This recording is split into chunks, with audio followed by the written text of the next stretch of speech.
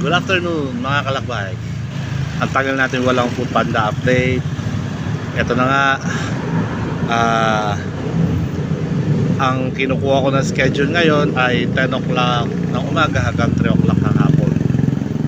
Dahil nga may pasok na yung anak ko, so masyado naman akong gagabihin kung aantayin ko pa yung pag-uwi ng bata.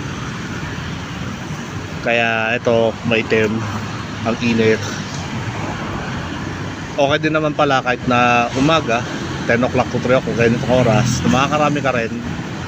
Yung nga lang talagang kalabong talaga dito, init talaga, sobrang init pag tanghali lalo na. Hindi rin pala ako nag Food Panda nung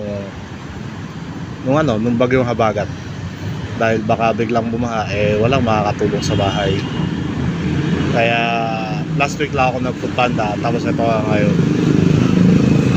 So magkita na lang ulit tayo bukas at saka sa Miyerkules. Paalam sa inyo lahat.